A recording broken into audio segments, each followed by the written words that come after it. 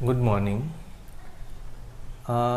હવે આપણે આ જે સાયક્લિક મોશન અને રોટેશનલ મોશનના છેલ્લા ટૉપિક ઉપર છીએ કે જેમાં આપણે કોઈ પણ પદાર્થની રોટેશનલ એટલે કે ચાક ગતિ પણ થતી હોય અને રેખીય ગતિ પણ થતી હોય, એટલે કે ટ્રાન્સલેશનલ પ્લસ રોટેશનલ મોશન થતી હોય એવા આપણે પ્રશ્નો લેવાના થાય અથવા તો એની થિયરી આપણે સમજવાની થાય. હવે આ પાર્ટ આ ચેપ્ટરમાં થોડો ડિફિકલ્ટ ભાગ છે.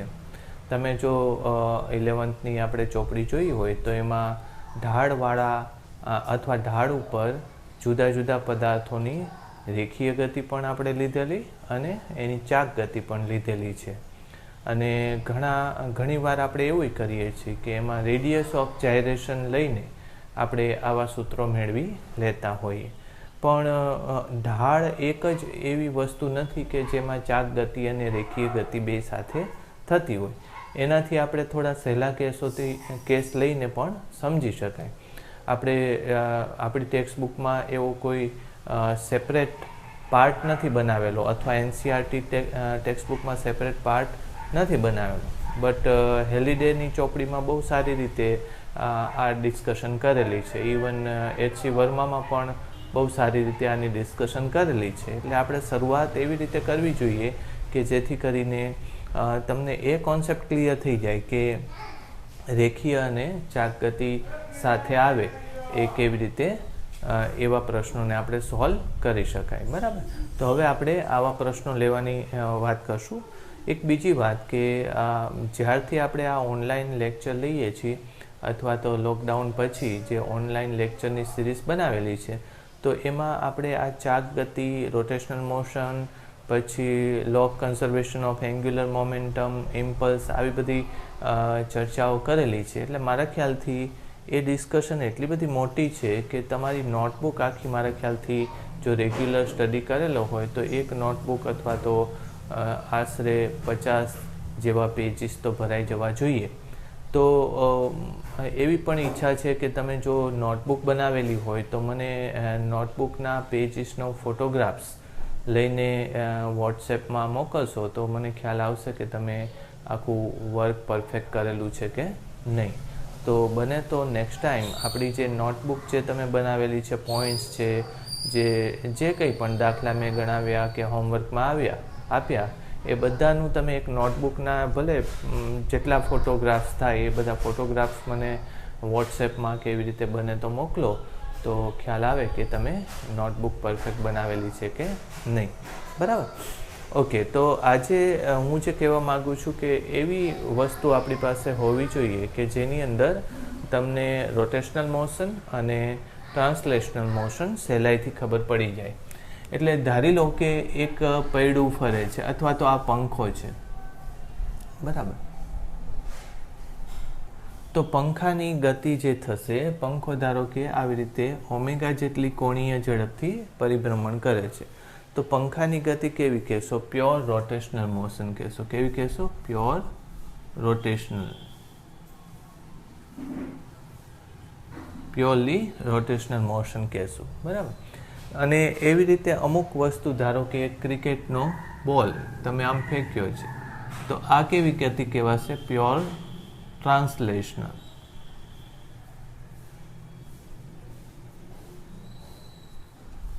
પ્યોર ટ્રાન્સલેશનલ મોશન થશે.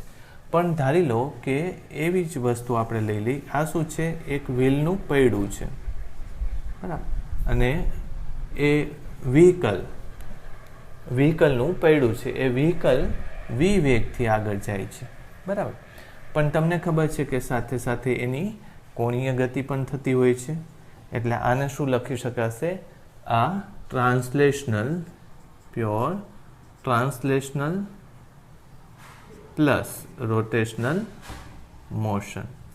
આવી રીતે આપણે લખી શકાય. Pure translational plus rotational motion લખી શકાય, બરાબર. ઓકે, તો હવે આ વસ્તુને આપણે ડિસ્કશન પણ કરી શકાય, આના સૂત્રો પણ મેળવી શકાય. આને આપણે ધારી લો કે એક સળિયો છે તમારી પાસે. એ સળિયાને તમે અહીંથી આમ ધક્કો મારો છો તો સળિયો આવી રીતે ગબડતો આગળ જાય છે, तो ए पण कई गति थशे? Pure rotational plus translational motion थशे। पछी ए ज रीते तमे फूटबॉल ने धारो के किक मारेली छे पण ए जमीन सरखी किक मारेली छे तो फूटबॉल रोल पण थतो जाय छे अने आगळ पण जतो जाय छे। तो एवी गतिने पण आपणे शुं कहेशुं? प्योर ट्रांसलेशनल अने रोटेशनल मोशन कहेशुं। तो मारा ख्यालथी हवे तमने आइडिया आवी गयो हशे के ट्रांसलेशनल अने रोटेशनल मोशन एक साथे कया किस्सामां आवी शके। प्योर ट्रांसलेशनल मोशन केवी होय के जेमां एनुं परिभ्रमण न थतुं होय अने त्यारे आखो जो दृढ़ पदार्थ होय तो तमे एने बिंदुवत कण तरीके लई शको तो एने आपणे शुं कहेशुं? प्योर ट्रांसलेशनल मोशन कहेशुं। प्योर रोटेशनल मोशन में शुं छे? पंखा जेवी गति के पंखो पोताना स्थानथी क्यांय जतो नथी एटले ए वर्तुळाकार गति करे छे एटले एने आपणे प्योर रोटेशनल मोशन कहेशुं। पण आवी जे गति छे के एमां कोई वाहननुं पૈડું अथवा तो फूटबॉल ने तमे किक मारो छो अने जमीन उपर गबड़तो जाय छे कां तो लखोटीने तमे रोल करावो छो बराबर पण लखोटी सरकवी न जोईए एटले ज हुं अहींया आगळ शब्द कयो लखुं छुं? प्योर। कारण के बधा ज शब्दोने पोतानुं कंईक मीनिंग छे एटले प्योरनो अर्थ शुं छे के लखोटी सरकी न जवी जोईए। लखोटी केवी थवी जोईए? गबड़वी जोईए। अत्यारनी परिस्थितिमां आपणे जे प्रश्नो लेवाना छीए ए प्रश्नो खाली कोना लेवाना छे के आवी रीते वस्तुने धक्को मारेलो होय तो वस्तु सरकवी न जोईए एना प्रमाणसर गबड़वी जोईए बराबर। तो एवी गतिने आपणे शुं कहीए छीए? प्योर रोटेशनल अने ट्रांसलेशनल मोशन। एक आपणे सळियो छे सळियाने ऊभो राखीने पछी आवी रीते तमे एने आम धक्को मारी दो छो सळियो गबड़तो गबड़तो आगळ जाय छे ए पण लई शकाय। पछी कोई धारी लो के एवो पदार्थ छे के एनो आकार भले अनियमित होय पण एने तमे फेंकी दो छो तो एनी पण गति आवी रोटेशनल अने ट्रांसलेशनल मोशन थती होय छे।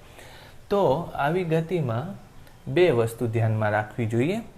एक वस्तु शुं छे तो के एमां द्रव्यमान केंद्र जे छे द्रव्यमान केंद्रनी सापेक्षे गति अथवा तो द्रव्यमान केंद्रनी ध्यानमां लईने गति विचारवानुं। एटले आमां तमे जोशो तो द्रव्यमान केंद्रनी फक्त कई गति थाय छे? रोटेशनल गति नथी थती। आमां कई गति थाय छे? खाली ट्रांसलेशनल। द्रव्यमान केंद्र आगळ जाय छे। आमां पण एवुं छे द्रव्यमान केंद्रनी आजुबाजु सळियो रोल थाय छे एनो मतलब एम के द्रव्यमान केंद्र त्यां स्थिर छे। फूटबॉलमां पण एवुं थाय छे एटले द्रव्यमान केंद्रनी सापेक्षे एक गति विचारवानी जे केवी होय छे? फक्त रोलिंग अथवा तो रोटेशनल मोशन होय छे बराबर।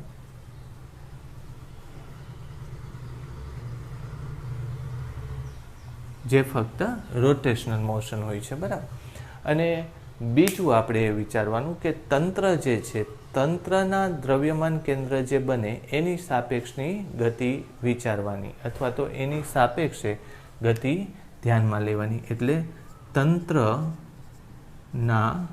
द्रव्यमान केंद्रनी सापेक्षे गति। तमे जो आ बे वस्तु सरखी रीते समझी जाओ तो तमने प्रश्नों हल करता आपोआप आवड़ी जशे। आनी बात करिए तो तंत्रनुं द्रव्यमान केंद्र आ छे बराबर अने ए सळियानुं पण द्रव्यमान केंद्र छे।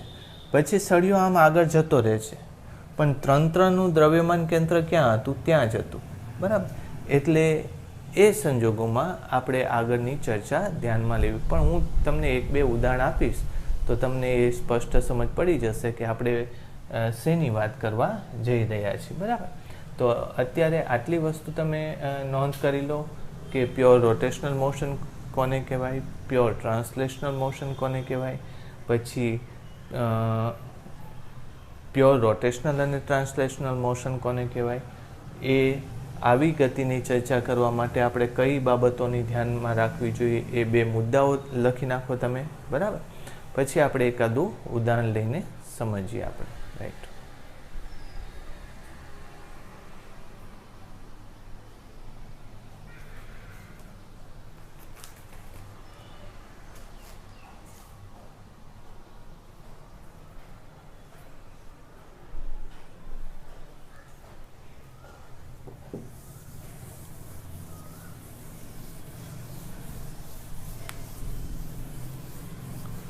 હવે જે રીતે આપણે મિકેનિક્સની અંદરમાં એના જે ચલો લઈએ છીએ, મિકેનિક્સના ચલો કયા કયા છે, તો મિકેનિક્સ અથવા તો યંત્રશાસ્ત્રમાં ચલો કયા આવે? પેલો ચલ આવે સ્થાન, ત્યારબાદ આવે સ્થાનનો ફેરફાર, પછી આવે ફેરફારનો સમય દર એટલે કે વેગ અને સ્પીડ, ઝડપ, એના પછી આવે વેગનો ફેરફાર, એને આપણે પ્રવેગ કહીએ છીએ. એટલે આવી રીતે એના ચલો આપણે ધ્યાનમાં લેતા હોય. તો ટ્રાન્સલેશનલ અને રોટેશનલ મોશનમાં T+R ગતિમાં સ્થાન, હું આ બહુ શોર્ટમાં લઈશ એટલે એક જ વાર લેશું અને પછી તમને ક્લિયર થઈ જશે કે એમાં સ્થાન કેવી રીતે મેળવી શકાય. ધારી લો કે આપણે આગળનું પૈડાનું જ ઉદાહરણ આપીએ. ધારો કે ઓમેગા જેટલી કોણીય ઝડપથી પૈડું ગતિ કરે છે અને આ બિંદુ છે એને આપણે એ બિંદુ કહીએ સમજવા માટે, બરાબર. તો એ બિંદુનું ટી સમયે સ્થાન જોઈએ છીએ. અત્યારે શું કહે છે આપણે આમ લખીએ, એનું ટી સમયે સ્થાન, બરાબર. આ વસ્તુ લેવું છે. હવે મેં તમને કીધું હતું કે પહેલાં તો શું વિચારો કે સેન્ટર ઓફ માસને ધ્યાનમાં રાખો. દ્રવ્યમાન કેન્દ્ર ક્યાં છે? તો દ્રવ્યમાન કેન્દ્ર આ છે. એટલે પહેલું ક્વેશ્ચન તમે એ પૂછો કે ટી સમયે એ દ્રવ્યમાન કેન્દ્રથી ક્યાં જતો રહ્યો હશે, બરાબર. એટલે આજે આને આપણે લખીએ સેન્ટર ઓફ માસ, દ્રવ્યમાન કેન્દ્રથી ક્યાં ગયો હશે.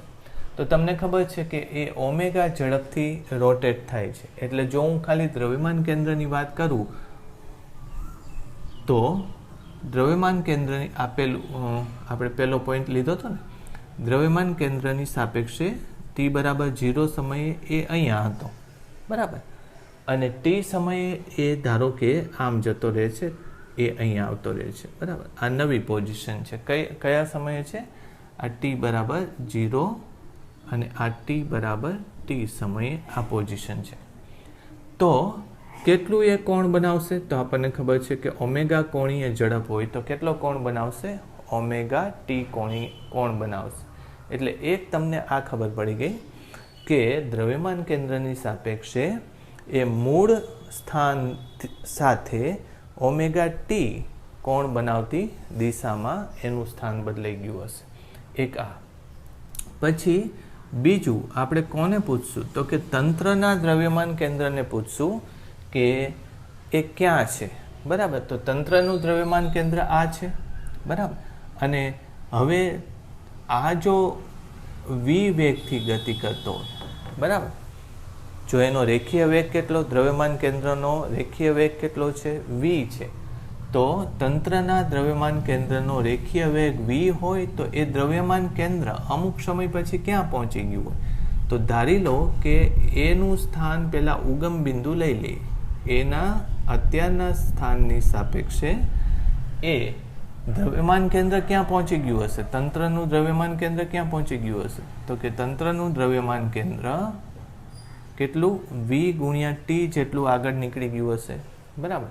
એટલે તંત્રનું દ્રવ્યમાન કેન્દ્ર v ગુણ્યા t જેટલું આગળ નીકળી ગયું હશે, પ્લસ એની સાપેક્ષે t સમયે એ ક્યાં પહોંચી ગયો છે? અહીંયા પહોંચી ગયો છે.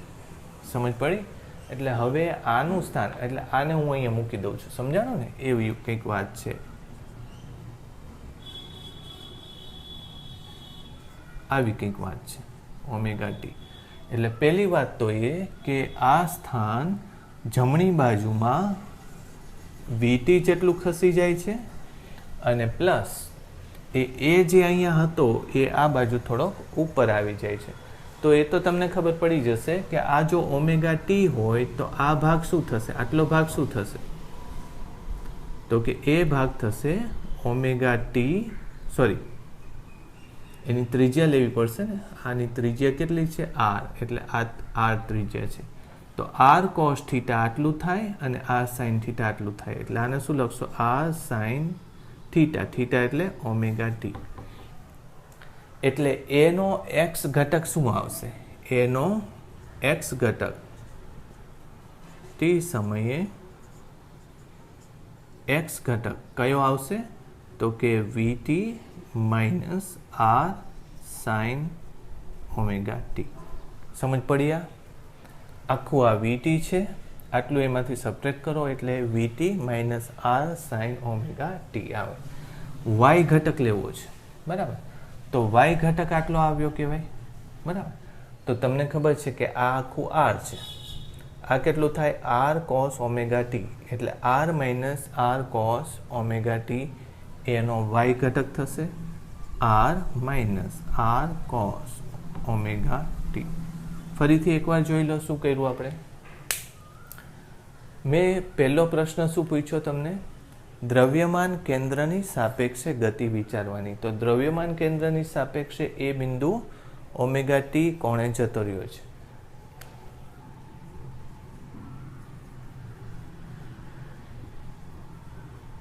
બરાબર. અને પછી શું? તંત્રના સીએમ ની સાપેક્ષે, બરાબર? તંત્રના સીએમની સાપેક્ષે. તો તંત્રનું સીએમ આ છે, પછી એની સાપેક્ષે આનું જે પદાર્થનું સીએમ છે, દ્રવ્યમાન કેન્દ્ર છે, કેટલું ખસી ગયું? તો કે ઓમેગા ટી જેટલું ખસી ગયું. એટલે તંત્રના સીએમની સાપેક્ષે, તંત્રનું સીએમ આ છે, એની સાપેક્ષે આ દ્રવ્યમાન કેન્દ્ર કેટલું ખસી ગયું? વીટી જેટલું ખસી ગયું. એટલે બંને વસ્તુનો આપણે શું કરવાનો છે? સરવાળો કરવાનો છે. તો પહેલી વસ્તુ તો મેં એ લીધી કે આ ઓમેગા ટી જેટલું ઉપર આવી જાય છે, પછી આ સીએમ કેટલું ખસી જાય છે? વીટી જેટલું ખસી જાય છે. એટલે મારે જો એનો એક્સ યામ લેવો હોય તો વીટી માઇનસ આટલું કરવાનું. આ શું છે? આર કોસ આ બાજુ, તો આર સાઇન આ બાજુ, આ R sine theta omega T છે. આ રીતે તમે બાદબાકી કરીને એનો જવાબ મેળવી શકો. તો આ શેની વાત કરીએ આપણે? ટ્રાન્સલેશનલ પ્લસ રોટેશનલ મોશનની અંદર પોઝિશન એટલે કે સ્થાન. હવે એક એવો ઉદાહરણ આપણે પૂછાયેલો છે, તો એ સળિયા માટે પણ લઈ લઈએ. આ તમે નોંધ કરી લો એક.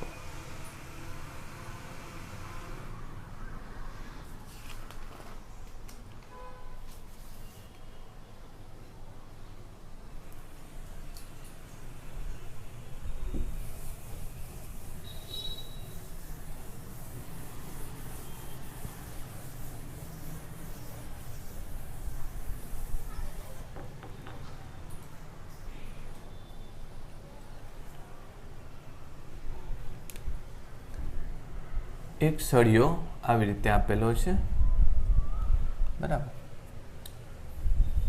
અને એને આ રીતે ધક્કો મારી દેવામાં આવે છે, એટલે આ ઓમેગા જેટલી કોણીય ઝડપથી એ સળિયો રોલ થવા લાગે છે. પછી સળિયો આ વસ્તુ ઉપર સપાટી ઉપર પડે તો ત્યારે આપણે સળિયાનો કોઈ એક બિંદુનું સ્થાન લેવું છે. એટલે જો આ જ બિંદુ લઈએ કે આ એ બિંદુ હતું, તો એ બિંદુનું સ્થાન લેવું છે, બરાબર? કેટલા સમય પછી? તો ટી સમય પછી. એટલે ટી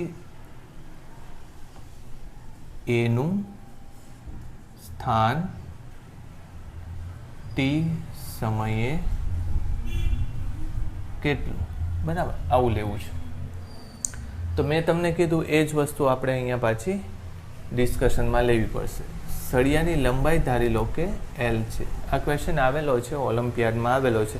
આમાં કંઈક ડેટા હતા, પણ હું ડેટા નથી લેતો. એની જગ્યાએ ખાલી આપણે એલ અને એલ ઓમેગા અને વીના સ્વરૂપમાં આપણે ડિસ્કશન કરવાની છે. એટલે આ બાજુનો વેગ ધારી લો કે કેટલો છે? વી જેટલો છે, બરાબર?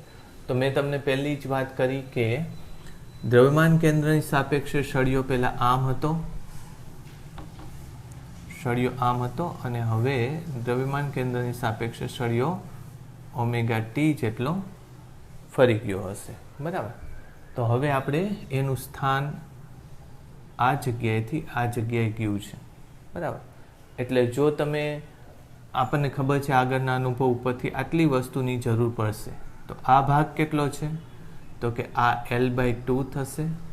તો શું થશે? આ L/2 સાઇન ઓમેગા ટી થશે.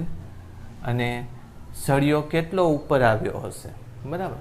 તો આટલી લંબાઈ એલ હતી, એમાંથી આ એલ કોસ થીટા બાદ કરવાની છે. એટલે જો હું આટલી ઊંચાઈ લેવા જાઉં તો આ શું થશે? L minus L by 2 cos, નહીં સોરી, એલ નથી, એલ બાય 2 જ છે. L by 2 minus L by 2 cos omega T, આવું થશે. બરાબર, બહુ સહેલું છે.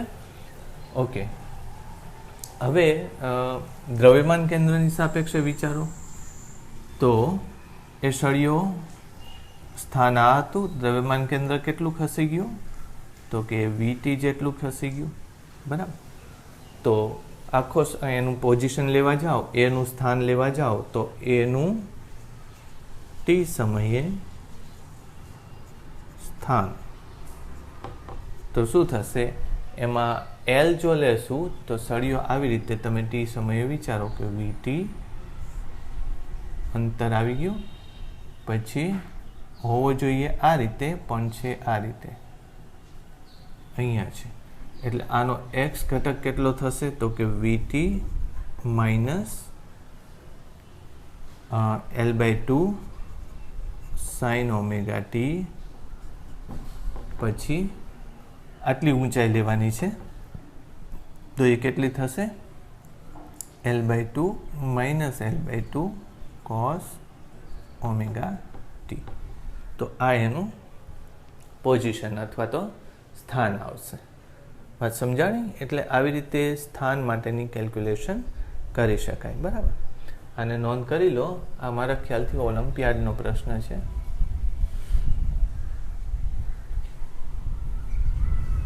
બરાબર, એકવાર ઝડપથી નોંધી લો. બરાબર,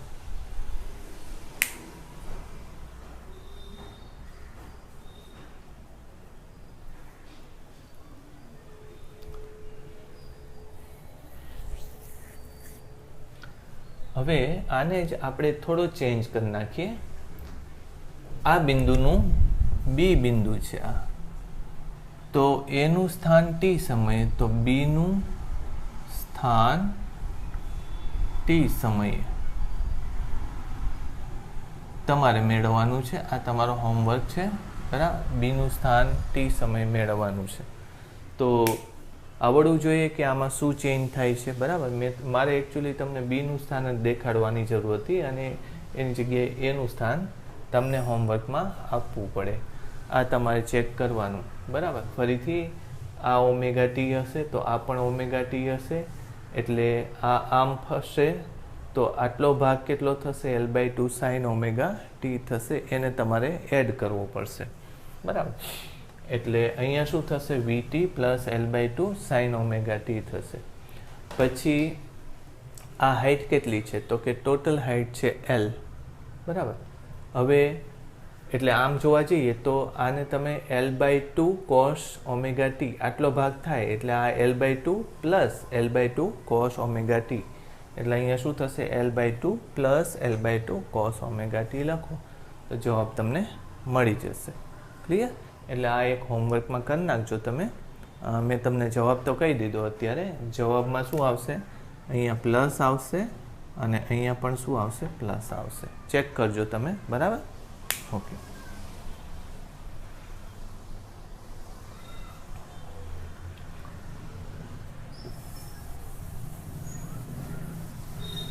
હવે અત્યારે સ્થાનની જે વાત કરી એમ જ અહીંયા વેલોસિટી અથવા તો સ્થાનની જગ્યાએ શું લખી નાખીએ? ઝડપ અથવા તો વેગ.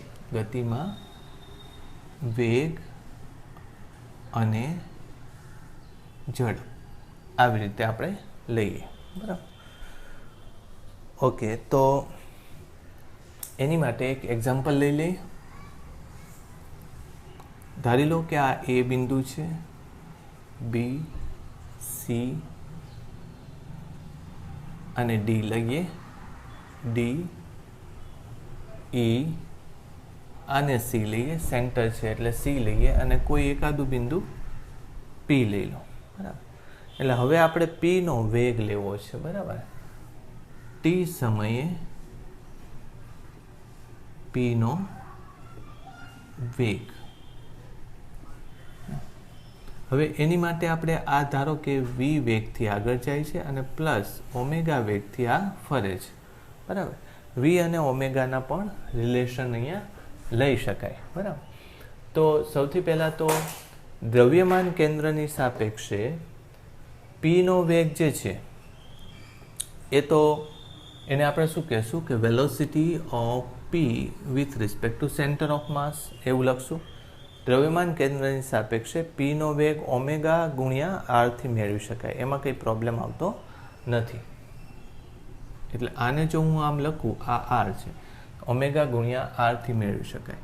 આને શું લખી શકાય તો કે velocity of P minus velocity of C, આવું થશે. જો આપણે પ્રોબ્લેમ કેવી રીતે સોલ્વ કરીએ છીએ તો કે દ્રવ્યમાન કેન્દ્રની સાપેક્ષે પીનો વેગ કેટલો થાય, સીની સાપેક્ષે પીનો વેગ, એને શું લખશું, સી કેટલો થાય, ઓમેગા ગુણ્યા આર એવો થશે. એટલે પી બિંદુનો સીની સાપેક્ષનો વેગ કેટલો થવાનો છે, ઓમેગા ગુણ્યા આર, એ ખબર છે. પણ મેં પૂછ્યું છે શું કે ટી સમયે પીનો વેગ પૂછ્યો છે, એટલે ટી સમયે પીનો વેગ આ થશે, બરાબર. એટલે એને શું લખી લેશો, VP is equal to VPC plus VC. પણ આ સદીશો છે, યાદ રાખજો, કારણ કે આપણે જે સાપેક્ષ વેગ લેતા હોય ત્યારે શેના સ્વરૂપમાં લખવું જોઈએ, સદીશના સ્વરૂપમાં લખવું જોઈએ. એટલે આને આપણે સૂત્ર નંબર 1 કહી દઈએ. વીપી ઓફ સી એ તો ખબર છે, એનું મૂલ્ય કેટલું છે, ઓમેગા ગુણ્યા આર. પણ એ કઈ બાજુ હશે તો એ આ બાજુ હોવાનું, બરાબર. આમ કંઈક વેગ હશે એનો, એટલે આ વી પી સી વેગ છે. અને વીસી વેગ કઈ બાજુ છે તો કે વીસી વેગ આ બાજુ છે. એટલે જો હું અહીંયા દોરું તો એની આકૃતિ કંઈક આવી થશે કે વી પી સી અને આ વીસી, બરાબર. હવે આ બેના આપણે વેગનું સરવાળો લેવાનો થાય, બરાબર. એટલે આમ તમને ખબર તો પડી ગઈ છે કે આમાં થશે શું તો કે જો વી વેગ આપેલો હોય, વી ઓફ સી શું વેગ છે તો એને આપણે વી લખી લઈએ. એટલે અત્યારે જો હું લખું ઓમેગા ગુણ્યા આર, બરાબર. પણ મારે કંઈક અહીંયા સદીશ લેવો પડશે, એન સદીશ લેવો પડશે, પ્લસ એન સદીશ કઈ દિશામાં છે, આ દિશામાં છે. અને ઓમેગા સી એ કેટલો વેગ છે, વી, અને એની દિશા ધારી લો કે આઈની તરફ છે, અથવા તો એમ સદીશ લઈ લો, કારણ કે અત્યારે આ દિશા લીધી, ક્યાંક કદાચ આમ નીચે જતું હોય, આમ પણ જતું હોય. એટલે આ રીતે એનો સરવાળો થાય. એનું જો મારે મૂલ્ય લેવું હોય તો મૂલ્ય મને મળી જાય કેટલું તો કે વીપી બરાબર કેટલું થશે તો કે omega square R square plus V square plus omega 2 omega R V, આવું થશે. ઓમેગા આર ગુણ્યા વી અને કોસ બેની વચ્ચેનો ખૂણો. બેની વચ્ચેનો ખૂણો એટલે અત્યારે હું આમ એક પોઈન્ટ દોરી નાખું. આ ખૂણો જો થીટા હોય, બરાબર, કોની સાથેનો તો કે સમક્ષિતિજ દિશા સાથેનો ખૂણો થીટા હોય, તો બેની વચ્ચેનો ખૂણો એટલે આ થયો. આ ખૂણો કેટલો થશે તો કે 90 માઇનસ થીટા એવું થશે. એટલે cos 90 minus theta, cos 90 minus theta આવું થશે, બરાબર, એનો રૂટ. એટલે આવું કંઈક આવશે. જોજો ફરીથી, ધારી લો કે પી બિંદુનું સ્થાન અત્યારનું સમક્ષિતિજ દિશા સાથે કેટલું છે, થીટા છે. તો આ ખૂણો થીટા થશે, તો આ ખૂણો 90 માઇનસ થીટા થશે. અને આ દિશા કોની છે, વીની દિશા છે. આ દિશા વી સીની દિશા છે. આ દિશા વી પી સીની દિશા છે. એટલે આ થશે 90 માઇનસ થીટા. એટલે એનું જો મૂલ્ય જ લેવાનું હોય છે, આપણે દિશા મોટા ભાગે આવતી નથી. એટલે આ બેનો જો સરેરાશ તમે રિઝલ્ટન્ટ સમતુલ્ય વેગ લેશો તો આ કેટલો થયો ઓમેગા આર. એટલે ઓમેગા સ્ક્વેર આર સ્ક્વેર એ સ્ક્વેર પછી બીજાનો વર્ગ પ્લસ 2 આમાં 2 છે ને 2 પછી પહેલો મૂલ્ય ગુણ્યા બીજું મૂલ્ય cos 2 વચ્ચેનો ખૂણો એટલે કેટલો થાય છે 90 માઇનસ થીટા. હજી એક એને જો સાદું રૂપ આપીએ તો omega square R square plus V square plus 2 omega R V sine theta આવું લખી શકાય. ક્વેશ્ચન એવો થાય કે આ વી અને ઓમેગા આરને કોઈ રિલેશન ખરો? બરાબર, વી અને ઓમેગા આરને કોઈ રિલેશન ખરો? તો એ આપણે જોશું, પણ એ રિલેશન અત્યારે મૂકવાનું, કારણ કે વી તમને આપી દીધેલો હોય કે વી આટલી ઝડપથી એનું રેખીય વેગ થાય છે અને આટલી ઝડપથી એનો કોણીય વેગ થાય છે. હકીકતમાં જો ખાલી પ્યોર રોટેશનલ મોશન હોય તો વી અને આરનો સંબંધ મેળવી શકાય. બરાબર, એટલે અહીંયા જો આપણે લખીએ કે પ્યોર રોટેશનલ મોશન હોય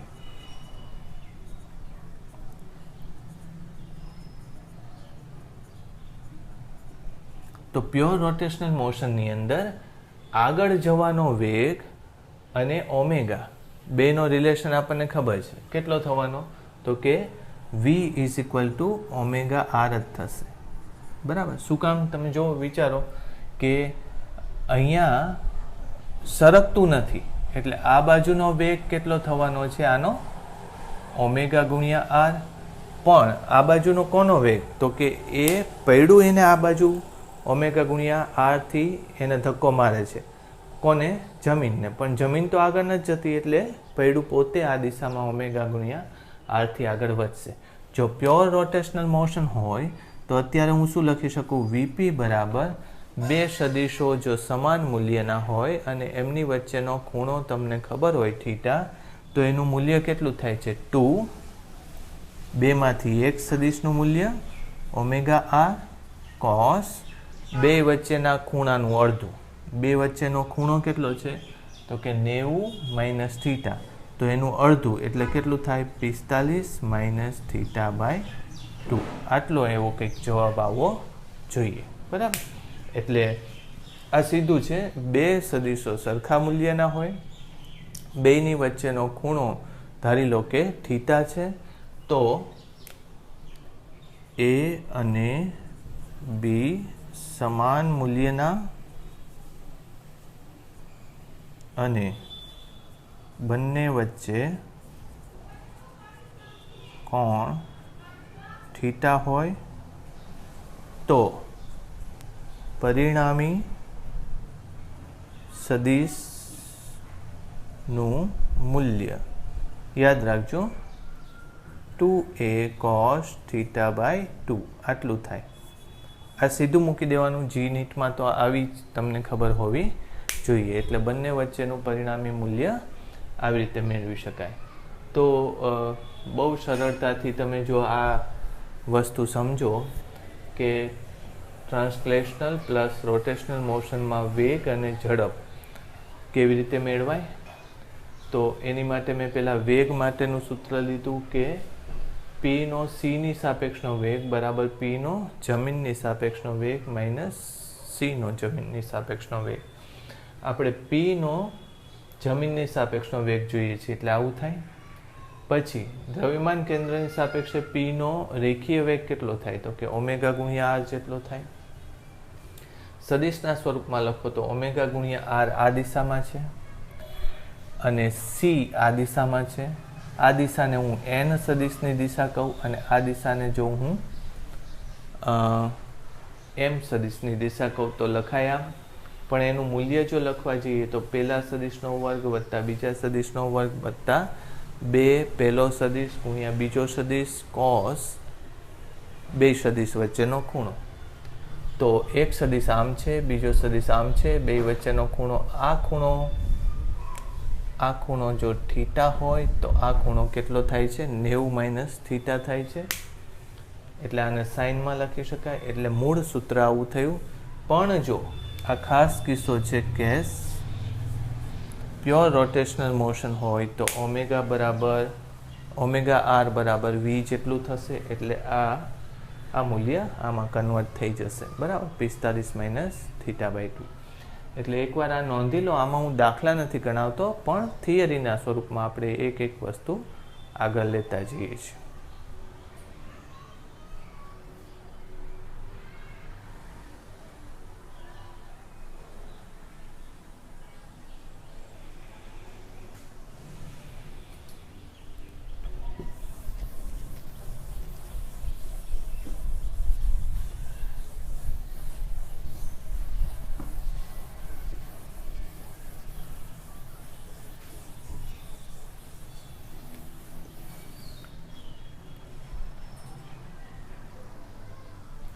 જ્યારે આપણે આટલું લઈ લીધું તો આપણે નાના નાના કેસીસ જે ઘણીવાર વારંવાર પૂછાતા હોય છે એવા કેસીસ આપણે ટેક્સ્ટબુકમાં એકાદી થિયરી હતી મારા ખ્યાલથી NCERT અને એના જૂના પાર્ટમાં પણ હતી. તો એમાં વેગના મૂલ્યો આપણે સીધા જ લઈ લઈએ. બરાબર. આ કઈ ગતિ લેશું?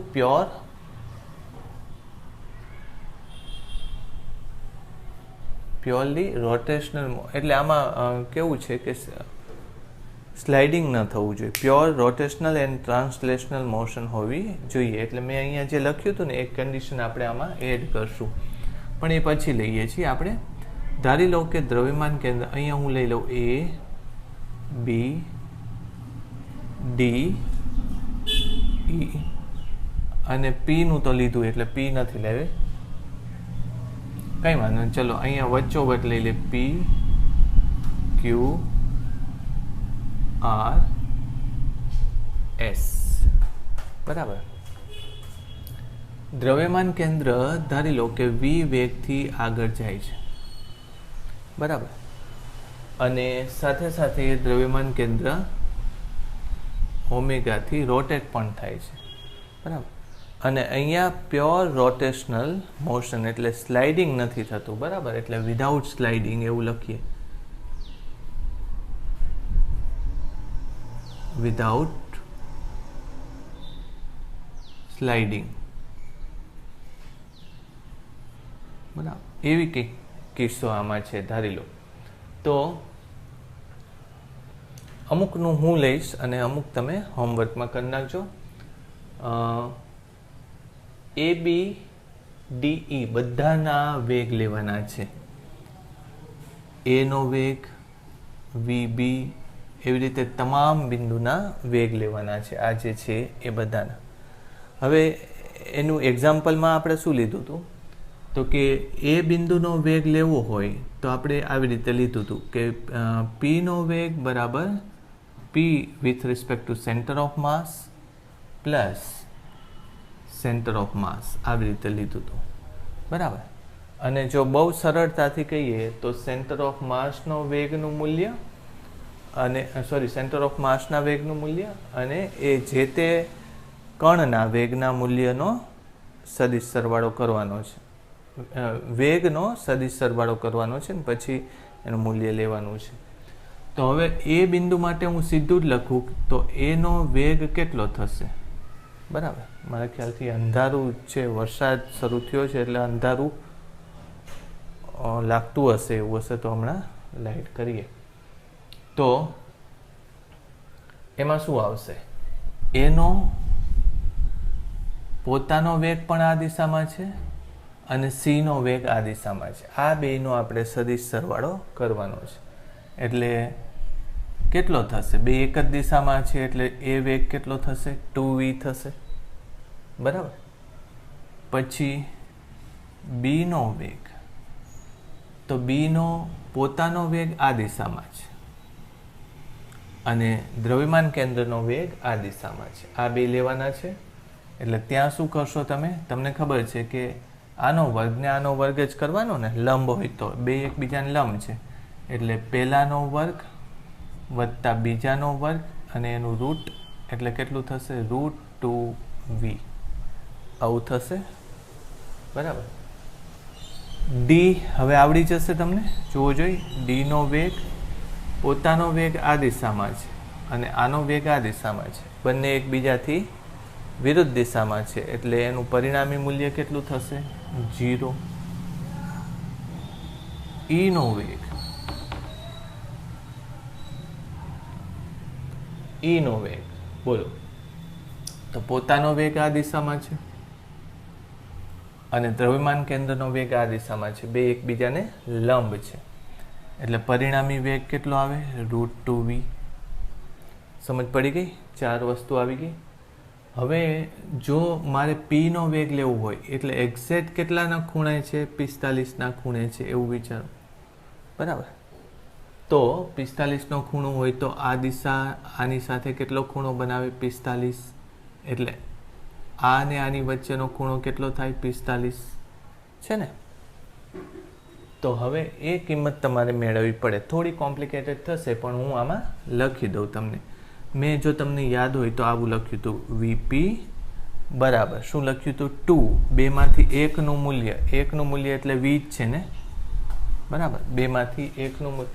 હવે તમે જો વિચારો ને તો આ વેગ મેં વી કેમ લઈ લીધો? કારણ કે જો વિધાઉટ સ્લાઇડિંગ એમાં V is equal to omega R જ થાય.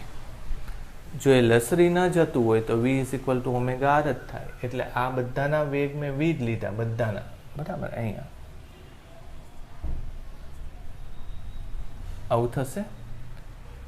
હા, તો હવે મેં છેલ્લે એક સૂત્ર લીધું હતું કે 2 ગુણ્યા 2 માંથી 1 સદિશનું મૂલ્ય એટલે વી. પછી શું લખ્યું હતું? કોસ 2 સદિશ વચ્ચેના ખૂણાનું અડધું. 2 સદિશ વચ્ચેના ખૂણાનું અડધું એટલે 45/2.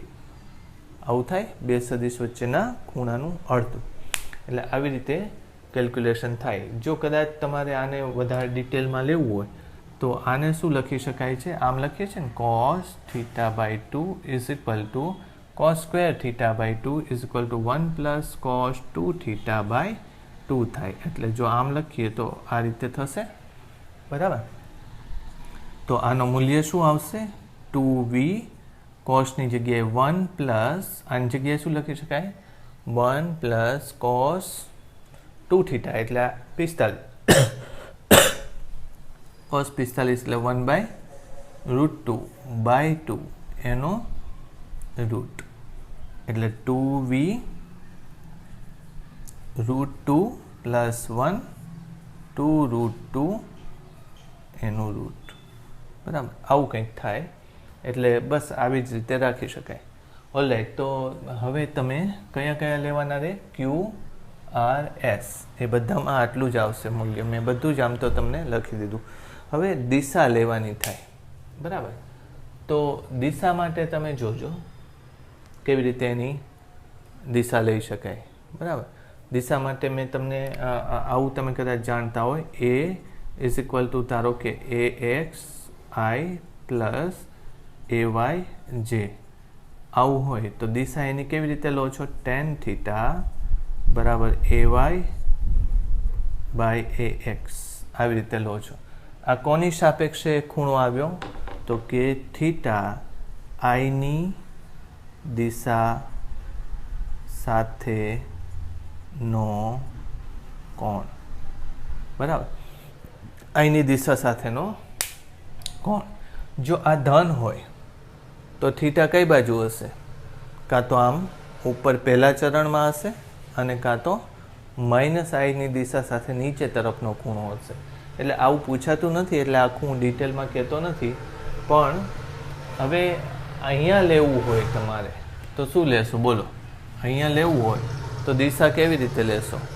તો તમે આ vi આને શું કરી નાખો? -vj કરી નાખો. આ બીનો તમારે દિશા લેવી હોય તો તમે v of b સદિશ શું લેશો? v of i minus v of j આવું લખાય કે નહીં? આની માટે સમજાય છે? તો એના આધારે દિશા લઈએ તો tan θ બરાબર v/v -v/v એટલે -1. એટલે આમ તો +1 લઈ લો એટલે કેટલું થાય? ખૂણો 45. y એમાં કેવું છે? માઇનસ અને x કેવું છે? પ્લસ. એટલે કયું ક્વોડ્રન્ટ આવ્યું? કયું ચરણ આવ્યું? તો કે ચોથું ચરણ આવશે. બરાબર, તો એ આની દિશા સાથે અહીંયા x સાથે 45ના ખૂણે આ વેગ હોય. એટલે કદાચ આવું પૂછે તમને તો કેવી રીતે મેળવી શકાય? તો તમારે આને એકની જેની દિશાની સાપેક્ષે લેવો હોય ખૂણો એને તમારે પહેલાં લઈ લેવાનું આઈ તરીકે, પછી આને જે તરીકે લો, બરાબર. એવી રીતે આની દિશા પણ લેજો. આની દિશા તો આવી ગઈ, આમ જ છે. આની દિશા આમ છે, આની દિશા ક્યાં આવશે? આમ આવશે, બરાબર. અગત્યની વસ્તુ આ છે, આની દિશા લેવાની થાય. જુઓ તો કેવી રીતે કરવાનું. આની દિશા લેવી હોય તો પહેલાં શું લખશો? V of P, પછી V of I આમ લઈ લો, આ દિશા લઈ લો. પછી આ દિશાને તમે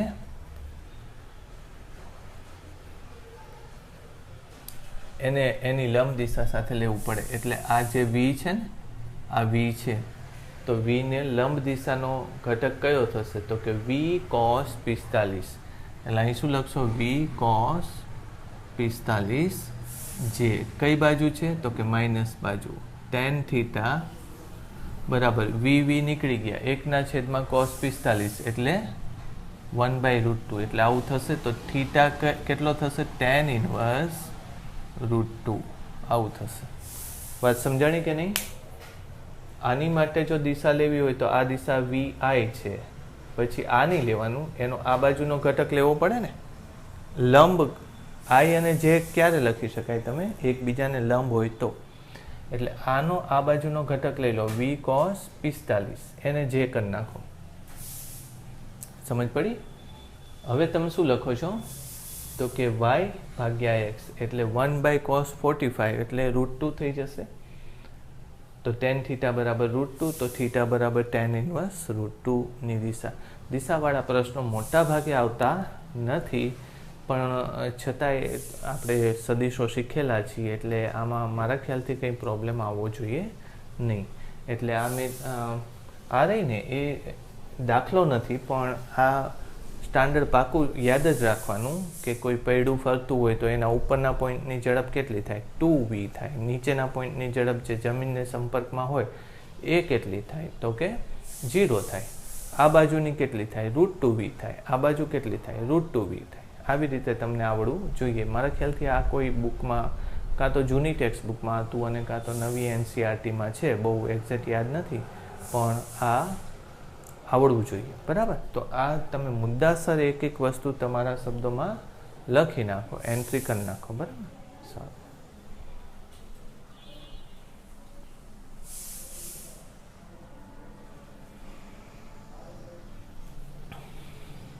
અને વિધાઉટ સ્લાઇડિંગની જગ્યાએ ઘણીવાર આવો શબ્દ લખેલો હોય, પ્યોરલી રોલિંગ મોશન, બરાબર. અથવા તો વિધાઉટ સ્લાઇડિંગ, બે શબ્દો લખેલા હોય, પ્યોરલી રોલિંગ મોશન અથવા તો પ્યોરલી મોશન વિધાઉટ સ્લાઇડિંગ.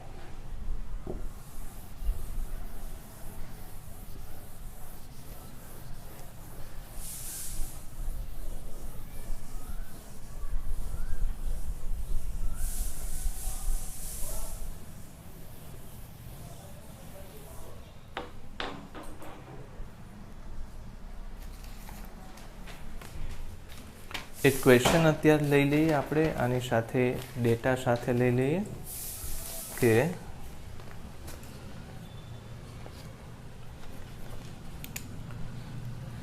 એક આવી રીતે ધારી લો કે આપણી પાસે પૈડું છે, 1 મીટર છે, પછી તમને એમ કહે છે કે 30 ડિગ્રીના ખૂણે કોઈ બિંદુ P છે, 30 ડિગ્રીના ખૂણે કોઈ બિંદુ P છે. આનું દ્રવ્યમાન કેન્દ્ર 10 મીટર પ્રતિ સેકન્ડની ઝડપથી આગળ જાય છે. તો Pની ઝડપ અમુક સમય પછી લેવાની છે. સમય આપેલો છે, Pની ઝડપ જ લેવી છે આપણે, બરાબર. ઓકે. Pની ઝડપ આમાં T નહીં હોય, કારણ કે Pની ઝડપ આ અચળ છે, તો Pની ઝડપ અચળ જ આવશે, એમાં સમય અગત્યનો નથી, બરાબર. સારું. તો અહીંયા આગળ મેં જે રીતે તમને સમજાયું હતું એ જ રીતે લેવાનું થશે. અહીંયા આનો વેગ આ દિશામાં, બરાબર, ઓમેગા તમને આપેલું છે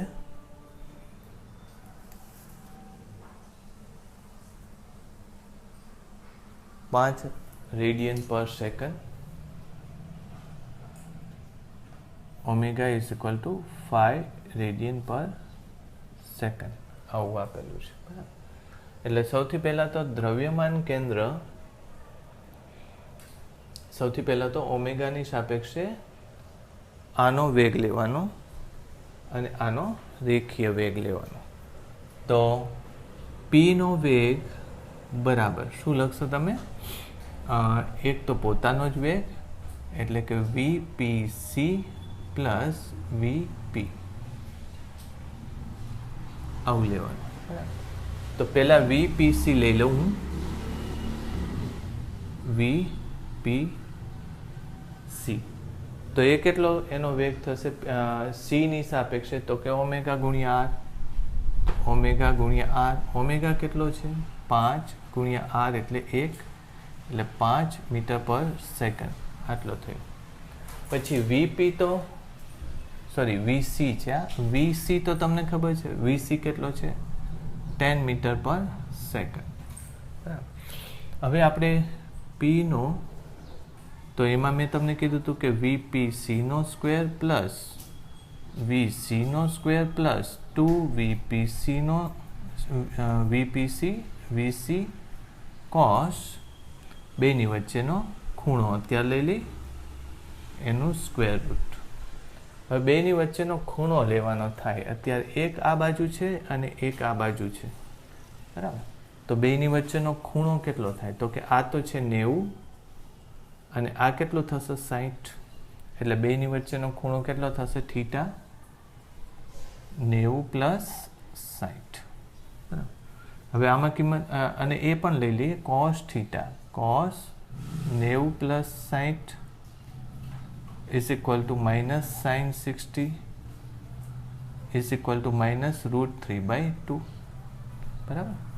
કિંમતો મૂકી દો એટલે જવાબ આવી જશે. વીપીસી એટલે 5 નો વર્ગ 25, વીસી 10 નો વર્ગ 100, પછી 2 5 10 અને માઇનસ √3/2 એટલે આ 2 નીકળી જશે.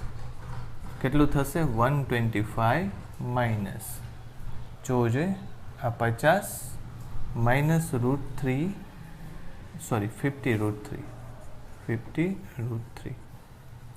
આવો કંઈક એનો જવાબ આવવો જોઈએ, બરાબર, મીટર પર સેકન્ડ, બરાબર. તો આ એક ક્વેશ્ચન જે પૂછાયેલો છે, આવેલો છે ક્વેશ્ચન, એ મેં તમને એક્ઝામ્પલ આપ્યું કે 30 ડિગ્રીના ખૂણે પીનો વેગ કેટલો થશે, બરાબર. હવે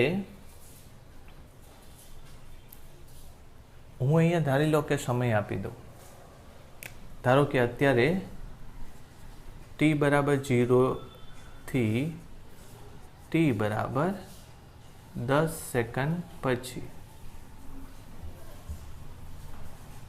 અથવા તો t બરાબર 10 સેકન્ડ પર વીપી શોધો. t બરાબર 10 સેકન્ડ પર વીપી શોધો. આ હોમવર્ક છે. એમાં શું કરશો તમે? તો કે 10 સેકન્ડે આ ક્યાં જતું રહ્યું હશે એ શોધવું જોઈએ, બરાબર. કેટલો વધારાનો? અત્યારે 30નો તો ખૂણો છે, એટલે 10 સેકન્ડે આગળ કેટલો ખૂણો બનાવશે? તો તમે આ ઓમેગા ઉપરથી લઈ શકો કે ઓમેગા 5 રેડિયન છે.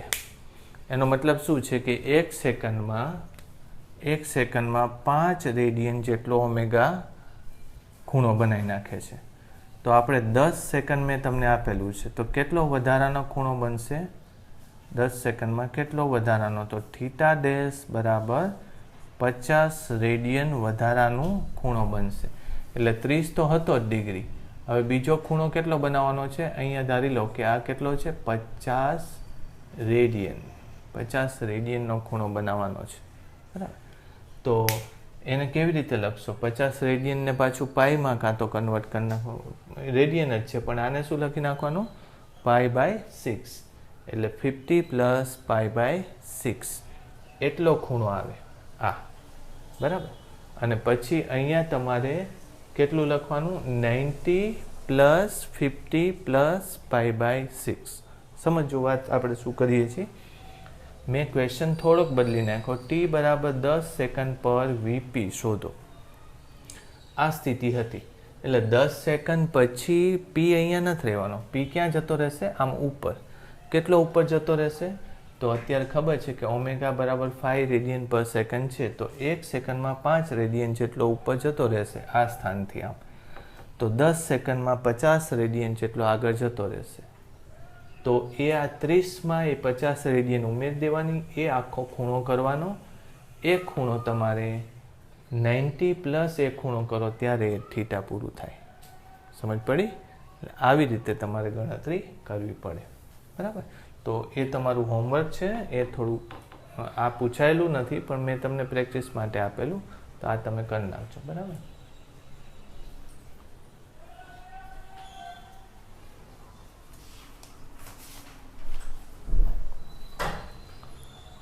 ઓકે, તો પછી હવે અત્યારે જે મેં 2 ટોપિક લીધા. પહેલો ટોપિક લીધો સ્થાનનો, ટ્રાન્સલેશનલ પ્લસ રોટેશનલ મોશન માટે. બીજો ટોપિક લીધો વેલોસિટીવાળો. એમાંય તે જુદા જુદા એક્ઝામ્પલ આપણે લઈ લીધા છે. એટલે તમે આ વ્યવસ્થિત પરફેક્ટ કરી નાખજો. અને ફરીથી એકવાર કહું છું કે જો તમે રેગ્યુલર વર્ક કરતા હોય અને રેગ્યુલર નોટબુક બનાવેલી હોય તો મને એટલીસ્ટ નોટબુક જો વધારે પેજીસવાળી થઈ હોય તો પછી કદાચ બધા પેજીસ નહીં મોકલો તો એ ચાલશે. પણ જો તમારી પાસે ટાઈમ હોય તો બધા પેજીસના ફોટોગ્રાફ મને પાડીને વોટ્સએપમાં મોકલો તો ખ્યાલ આવે કે તમે કેટલું કરો છો. કારણ કે મારા ખ્યાલથી બધા જ ચેપ્ટર જે મેં લીધા છે અત્યાર સુધી એ બધા ચેપ્ટરમાં આનું થિયરી અથવા તો આનું કન્ટેન્ટ બહુ વધારે થયું. અને તમે નોટ કર્યું હશે કે જ્યારે આપણે નોર્મલી જી નીટ ભણીએ છીએ ત્યારે થોડું થોડું ઇમ્પોર્ટન્ટ પાર્ટ તરફ વધારે આપણો એટીટ્યૂડ હોય. પણ અત્યારે લોકડાઉન હોવાથી અનસર્ટનિટી છે ક્યારે એક્ઝામ આવશે, એટલે મેં તમને રોટેશનલ મોશન, સર્ક્યુલર મોશન વધારે ડિટેલમાં સમજાવ્યું. હજી જો કે મેં તમને કીધું ને એટલું આપણે 5 થી 10% વધારે ડિટેલમાં સમજ્યા છીએ. પણ જો વધારે હજુય ડિટેલમાં સમજીએ તો ઘણા બધા લેક્ચર થાય. આના પ્રશ્નો ઘણા બધા છે. તમે કોઈ રેફરન્સ બુક્સમાં જોજો તો તમારે જો સારી રીતે આ ભણ્યા હોય તો તમને વાસ્ટ આના સ્કોપ્સ છે. પણ કોન્સેપ્ટ્સ આપણે બધા લઈ લીધેલા છે, બરાબર. ઓકે, તો બસ આટલું રાખીએ આપણે આજે. અને નેક્સ્ટ લેક્ચરમાં હવે હું ફરીથી આગળ ચલાવીશ. હવે આમાં બને એટલું આપણે શોર્ટમાં પૂરું કરવાની ટ્રાય કરશું. ઓકે.